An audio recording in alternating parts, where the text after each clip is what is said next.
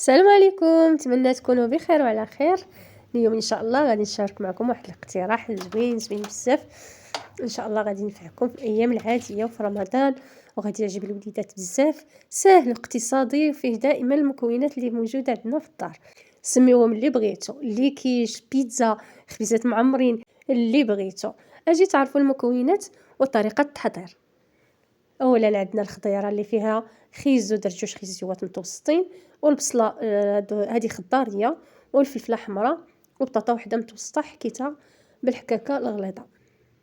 هاد الخضره هذه كامله كنضيف ليها شويه ديال الزيت المائده وشويه الملحه، وكنديرها على النار اللي كتكون متوسطه ولا مجهده والاحسن حتى كنشفوا هذيك الخضيره ديالنا مزيان. الطريقه ديالها راه سهله معروفه، وحتى كتنزل لينا الخضره الاولى شويه عاد كنضيف البطاطا حتى هي كنشحنها مزيان، وكنضيف ليها العطريه اللي فيها التحميره، شويه الابزار وشويه الكمون والزعتر. بغيتو القزبر والمعدنوس ديروه، بغيتو الثومه ديروها، المهم المسلمات على حسب الاختيار.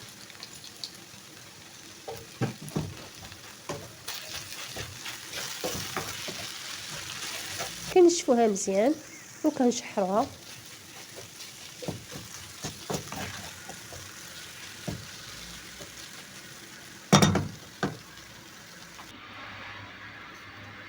ومن بعد من كنحيدها من فوق العافيه من فوق البوطه، كنزيد ليها واحد الحك ديال الطون. صراحه اللي كيزيد ليها واحد النده واحد البنه ما نكذبكمش كتجي هائله هذه الحشوه هذه، مع شويه ديال الزعتر حتى هو درتو. والهريسه دائما في الحشوات كتجي بنينه بزاف. كنخلط هاد الحشوه هذه وكنحتفظ بها. راه حشوه اقتصاديه، يعني مكان ديال الطون ممكن ديري قطع ديال الدجاج ولا كفته اللي كان موجود عندك ضيفيه، ولا ممكن ديري غير الخضره حتى هي كتجي بنينه. وها هي الحشوه واجده. وكندوزو للعجين ديالنا اللي كنحضروا بجوج بيضات، شويه ديال الملحه تقريبا نص معلقه، وجوج كيسان ديال الماء، او نديرو كاس حليب كاس ماء، او نديرو جوج كيسان ديال الحليب، ولا ديرو كما درت انا جوج الكيسان ديال الماء وكندير جوج معالق ديال الحليب بودره. وممكن تكون اقتصاديه اكثر نديروها غير بالماء.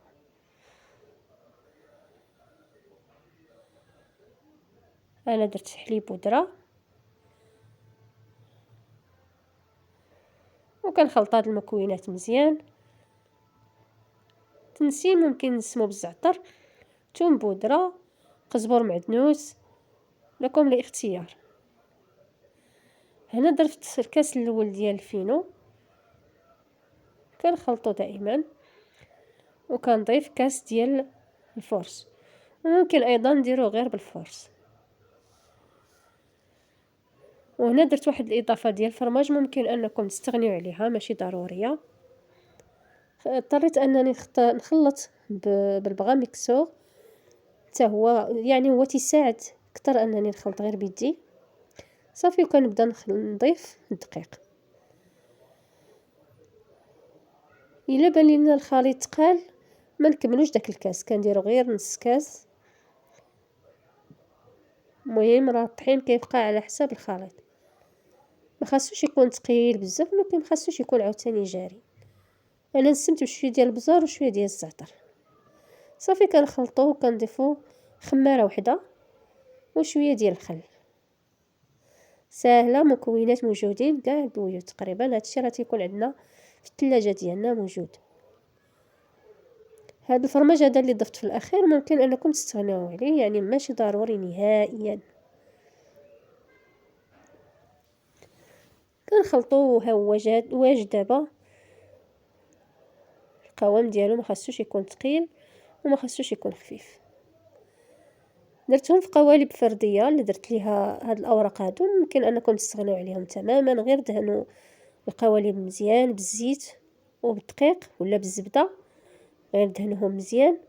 وواحد الملاحظه بالنسبه للمبتدئات، ممكن يديروا شويه العجين هو الاول، داك العجين السائل اللي جهزنا دابا ديروا شويه، عاد ديروا الحشوه وعاد نغطيو بالعجين من الفوق تيكون احسن. تنضمنوا انهم ما تيلصقوش، لان هاد الحشوه هذه تتلصق شويه في الاول، ولكن الا درتي العجين شويه من التحت ما غاديش يلصقوا. المهم هادو غير ملاحظات كتساعد على نجاح الوصفه. صافي كنديروا هذاك الخليط اللي جهزنا من الفوق. راه واخا تعمروهم مزيان راه ما تيفوضوش نهائيا. عمرت تقريبا 10 ديال الحبات يكونوا متوسطين، هادو غير صغار ماشي كبار، وضفت 5 اخرين كبارين شويه عليهم. هادو دهنتهم بالزيت اللي خلطته مع شويه ديال الدقيق باش نربح الوقت. هاد الطريقه هذه كتساعدك باش تربحي شويه الوقت. كندهنهم مزيان وكندير الحشوه تقريبا دات ليا 15 وحده. هاد الحشوه هذه راه تبارك الله راه خرجات لي وجاو عامرين.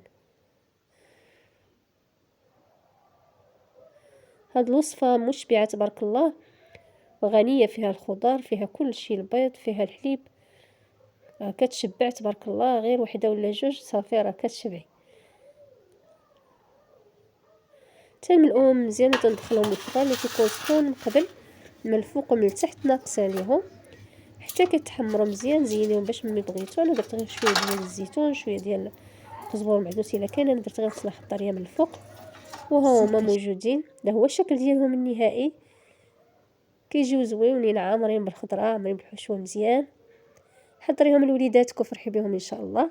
نتمنى تعجبكم الوصفه. ما تنسونيش من اللايكات ديالكم والتعاليق ديالكم المحفزه. وإلا عجبكم المحتوى ديال القناه انضموا اشتركوا. مرحبا بكم. هذا هو الشكل ديالهم من الداخل. تيكونوا زوينين بنانين عامرين بالحشوه مشبعين مغذيين للاطفال ديالنا. جربوهم في ديوركم واستمتعوا بهم بالصحه والراحه. نتمنى الوصفه تنال اعجابكم. شكرا لكم على المتابعه والى اللقاء.